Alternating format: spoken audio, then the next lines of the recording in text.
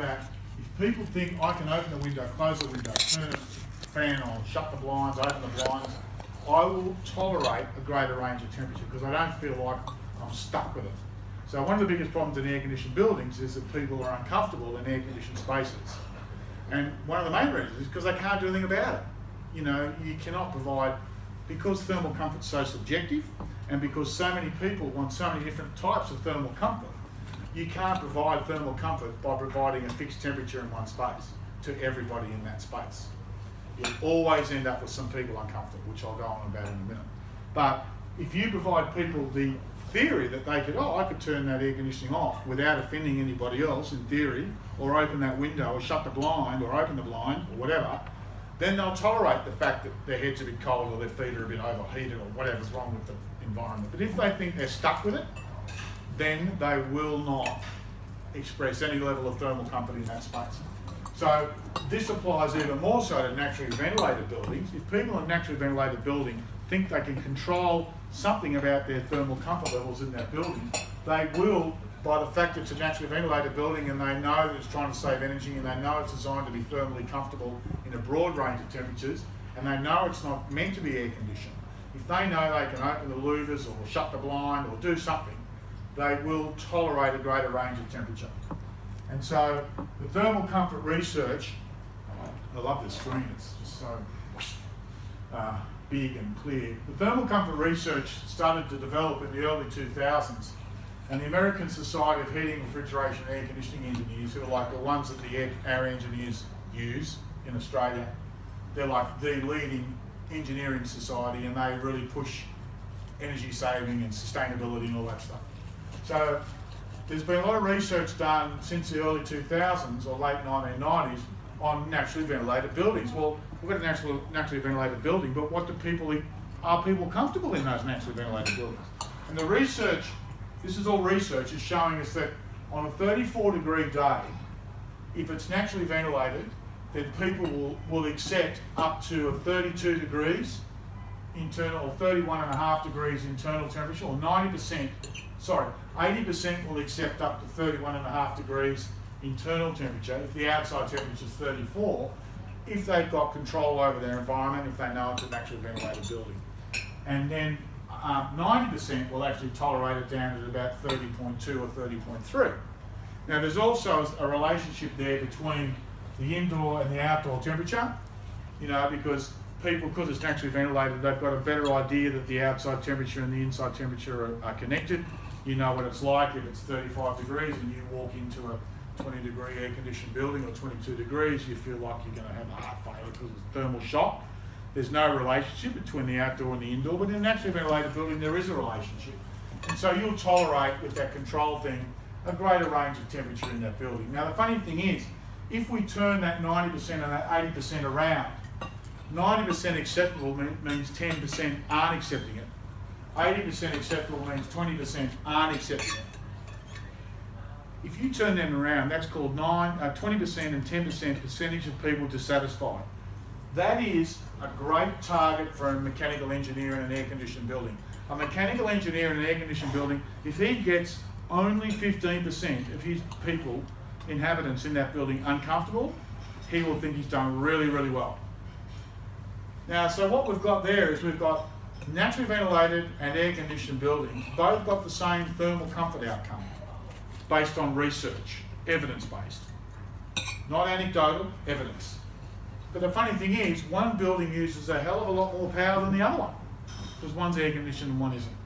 So you're going to design all this building, and you'll find that you're still going to have 15 or 20% of people in an air-conditioned building will never be comfortable, no matter what you do.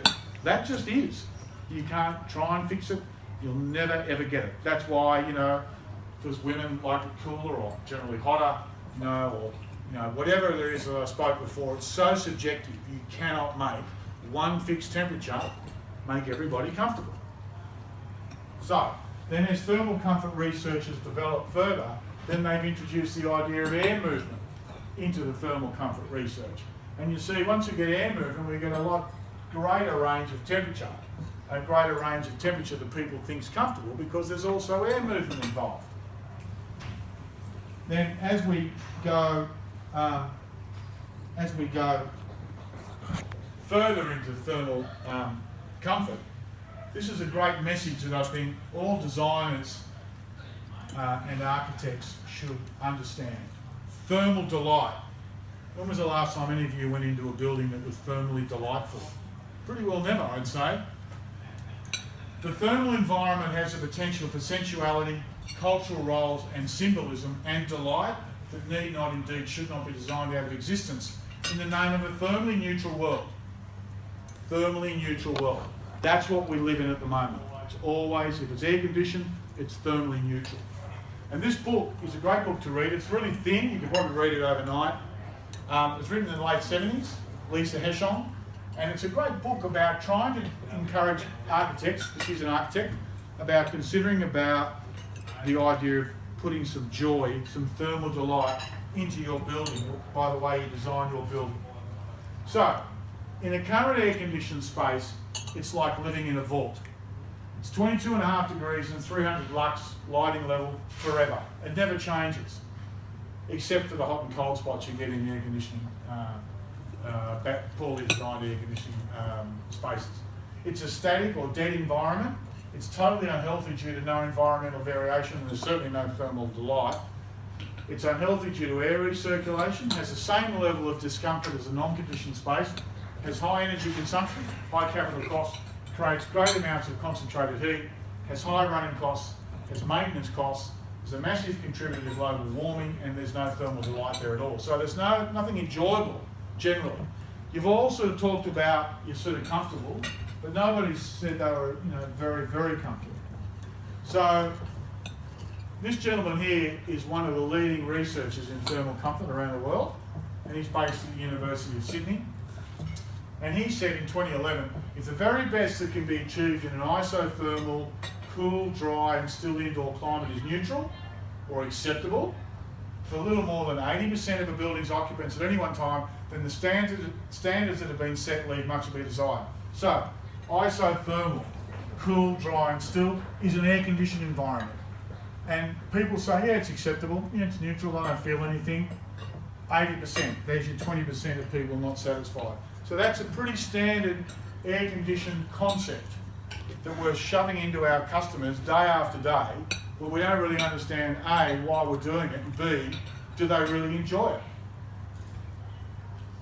So the second message I'd like you to take from tonight's presentation, apart from how great my products are, which you'll hear about at the end of the presentation, is this idea of anesthesia. So this is the latest thermal comfort research. This is coming out now. So this is where thermal comfort research is going. And it's about the idea of providing thermal pleasure in your building design rather than thermal boredom, which is currently what we have. The phenomenon of anesthesia is used to differentiate thermal pleasure from thermal neutrality and acceptability. Anesthesia represents a fundamentally different way of thinking about thermal comfort. People perceive neutral conditions as comfortable, but not as very comfortable. So no one here before said, oh, I'm really comfortable, John. Really, really comfortable. And you might think, well, that's just ridiculous. But it's not if you understand what I'm talking about. And I'll explain an example, give an example in a minute. The very comfortable votes happen only in an asymmetrical environment, so where there's more than one stimuli. So currently air-conditioned environments have one stimuli, temperature. But if you can start to change that, increase those stimuli and get more stimuli in that environment, you will start to get people feeling more comfortable. So, from that, the latest research also tells us that if you can implement things like anesthesia and thermal delight into your buildings and what we call transient thermal environments, which is what the red bit down the bottom talks about, then the research is showing us that people will become healthier because it's changing, all of the reactions of their body are changing. So in a static thermal environment, like an air-conditioned space, there's no change. The heart rate doesn't change, the respiration rate doesn't change, the transpiration rate doesn't change, the evaporation rate doesn't change, the physiology of the body doesn't change. But if you change the physiology of the body, whether it's in an air-conditioned environment or not, it increases health outcomes. Like if you walk through a building and your eyes change, your pupils dilate, you hear different things, the pressure changes, you get different sensations on your skin, You go from sitting to walking, the heart rate increases, evaporation rates increase. All of those are shown to improve the health of the building inhabitant. So there's now a big push to providing dynamism in the environments of buildings. It might be feasible to achieve high levels of thermal comfort or pleasure than are currently possible through appropriately designed asymmetrical and transient thermal environments. Transient thermal environments. So what we're saying there is, think about designing environments where there's difference as you move through that space. So there's changes in daylight levels, for example, which could be mimicked by electric lights. So there's changes in air movement, there's changes in temperature, there's changes in pressure, there's all sorts of changes as you move from one space or one zone to another in a building. It might be from the waiting room through to another room or down to a corridor, and you might go from a waiting room to a corridor to another room, and there's all different changes. Now, anesthesia is explained really simply like this. If you were out skiing and you came in really, really cold and wet, you took all your ski gear off and you walked into the kitchen and your partner gave you a really, really hot cup of warm soup, and you put your hands around that cup of warm soup and you go, wow, that feels great. That's anesthesia. That's the idea of anesthesia. That's getting thermal dynamics and making it feel interesting. Same as if you're really hot and you throw water on your face. That's anesthesia. You don't just feel comfortable, you feel joy because it's so great. If you can then design that into your buildings, then you're going to A, improve the health of your inhabitants, but you're also B, going to improve the thermal comfort and the enjoyment, the joy of the people in that building, and C, you're going to be at the cutting edge of thermal comfort design in buildings. So the example I think of is waiting room in, say, an aged care facility or a hospital or a school or something is a certain temperature, and as you move down a corridor it might become cool. You're only moving down it for 2 or 3 seconds, quite cold in there. And then I get to the next room, oh, really warm, it's so nice. I've gone from that cold, oh, it's a bit too cold, and I've gone to being nice and warm. Wow, that feels great. There's your anesthesia. So it's about playing around. You can change light levels, you can change air movement, you can make it freezing and cold or breezy and hot or whatever. But there's just change going on in the body. The body senses a feeling change, and you're offering a really interesting dynamic environment for your clients. So what you do, sorry, you're right. is that you could use that to the advantage of the company, for example, and make some areas quite uncomfortable. Yeah. So because you don't want them to hang around there too long. Yeah. Like maybe a staff room. Yeah. Yep. It's about just providing difference in the environment, and you've heard the research tells us no one will ever be comfortable in any environment you give them. But the fact that people can transit through them, they can then go from comfortable to uncomfortable to comfortable to uncomfortable, and the body's reacting to it, and the body's changing, and they may know it, but you know that you're helping their health. And the research is very clear on that. So air movement is a key contributor to thermal comfort in summer. It's the dominant loss of heat from skin at over 30 degrees centigrade is by evaporation with perspiration. Air movement has been used for millennia to provide cooling, like the Egyptians used air movement for cooling. It can be high or low in energy use. Blowing air is a lot easier than sucking air. How many of you have got those really useless exhaust fans in your bathroom? I get that response all the time. I mean, it's like, let's just sell something that's completely useless. It's running and it's making all that noise with the steam. The steam just sits there, doesn't it? It won't go out. That's because, from a mechanical engineering perspective, sucking air is very, very difficult. And that's why if it does want to suck air, it has to be a very, very powerful motor and has to have a very detailed fan blade design. If you blow air, it's a lot easier to blow air. It's a lot simpler. Natural buoyancy of hot and cold air can be assisted using strategic air movement. Controlling the direction of airflow is important. So if like I did before, these gentlemen got a bit cold because of the air movement. If I could control the air movement when you guys said you were hot, I could make you guys cool, and you guys could say you're cold, and you're not getting any air movement. If you can control where it goes and how it's delivered, you can offer all sorts of different levels of comfort inside your building. And it's also important to understand about air changes an hour, they're crucial for removing heat loads. So if you can control where the air goes, you can control how you evacuate a building to get rid of the heat loads. It's some software that we use that help guys like you understand how many air changes an hour I need to remove the heat from my building to make it comfortable, and how much of the year will it be comfortable for using that process. So this is based on Brisbane weather data, and it's saying roughly, depends on a whole lot of inputs, and they can vary quite a lot, but it's basically saying, in this example, around about 9 to 15 air changes an hour are needed to make that building comfortable, and that will work for about 50% of the year. So what that's telling you is that if I'm designing a building and I haven't got air conditioning in it, I need to get that many air changes an hour out of that building, or it'll never be comfortable, and that will be applicable for about 50% of the year, and then I might, subject to my thermal comfort parameters, I might have to air condition it, or I might have to look at some other alternatives. So one of the key questions that comes out of this is, how often do you walk up to a client and they say, I want you to design a building for me, and the first question you ask, what level of thermal comfort do you want in your building? Because I guarantee none of them got any idea. And if you do have an idea, if they do give you an answer, it's what they want. It's what they think's comfortable. So let me give you a great example. We did some work with United Care in 2012 on thermal comfort, and a whole lot of sustainability stuff. Thermal comfort was part of it. Now I said to the CEO of United Care, what level of thermal comfort do you want in your buildings? And she said 22.5 degrees. I said, oh, okay, that's what you want. That's what our clients want. That's what our residents want. They want 22.5 degrees, air-conditioned buildings. I went, okay. So would you mind if we did a thermal comfort survey? She said, no problem at all, because there's not a lot of research on thermal comfort in aged care, none. So we did a little bit of research, and we used the ASHRAE thermal comfort research form, chart, whatever it is, and it's got a whole process you have to follow. And we went to one of their new facilities in Sydney. It was winter, admittedly. It was about 12 degrees, 13 degrees outside. And we interviewed 21 residents in that building using all the protocols stipulated by the ASHRAE Thermal Comfort Survey.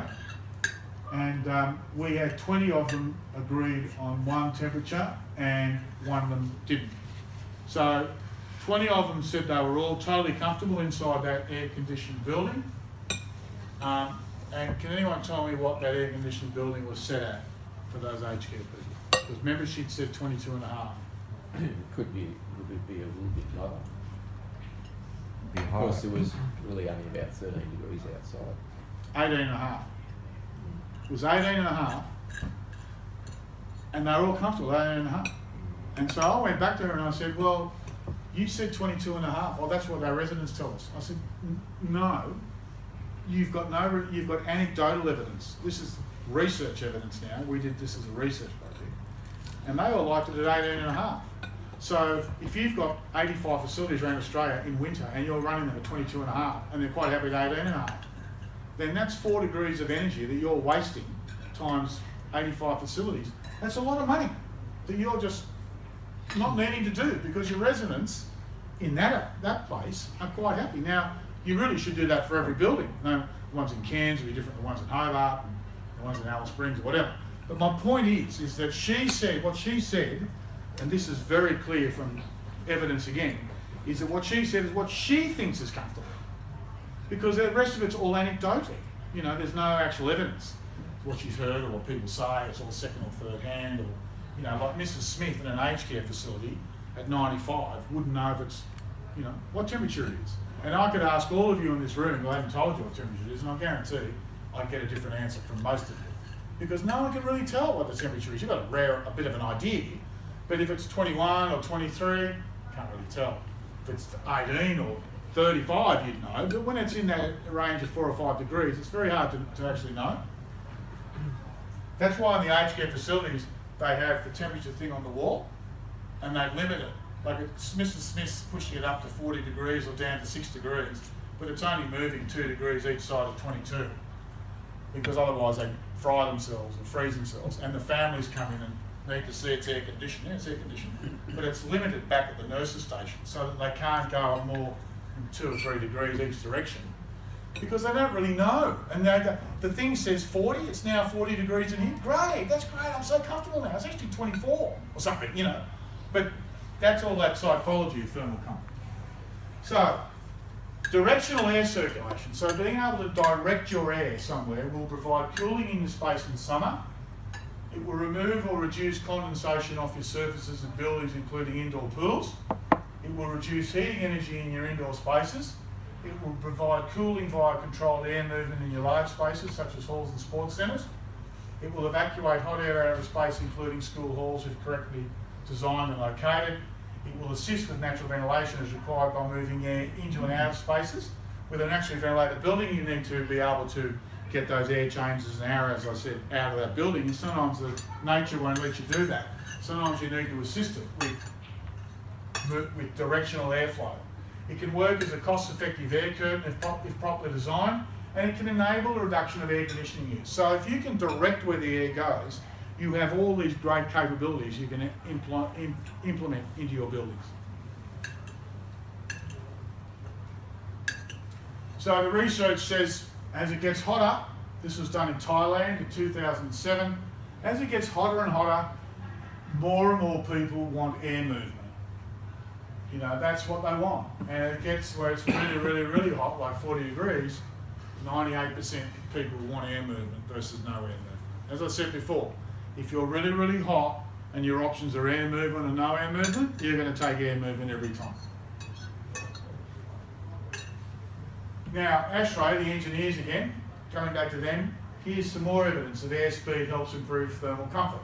So this is based on the Sydney summer climate, 70% humidity in the middle of the Sydney summer. If you give people a metre a second airspeed, you'll get a 4-degree temperature drop. They'll feel like it's 4 degrees cooler. Here's some more evidence. So if you look at those two boxes, 35 degrees air temperature, that's hot. 35 surface temperature, pretty standard in a room. Everything's the same. 70% relative humidity. You know, you're wearing the right sort of clothing, you're not doing very much in that environment. The only thing different is the airspeed.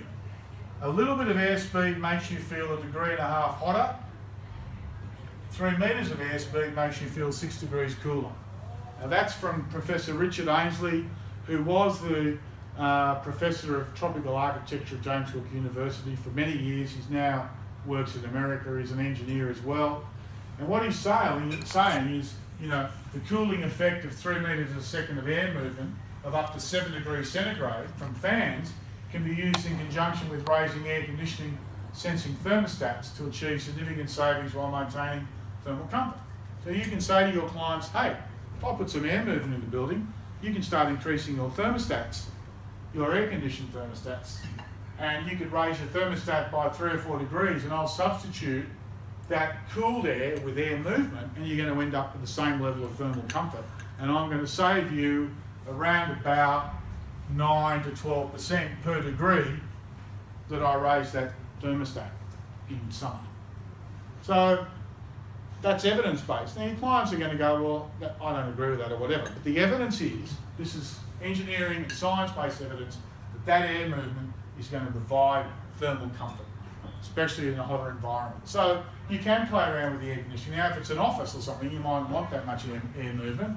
You might have less than 1 metre a second, giving you 3 degrees centigrade. But it's still going to mean you can turn the thermostat up by 2 or 3 degrees and still get the same level of comfort as if it was at that lower temperature, and saving 20% of your clients' air conditioning energy. So there's a good argument there for your clients. So if we provide airflow in an air-conditioned building,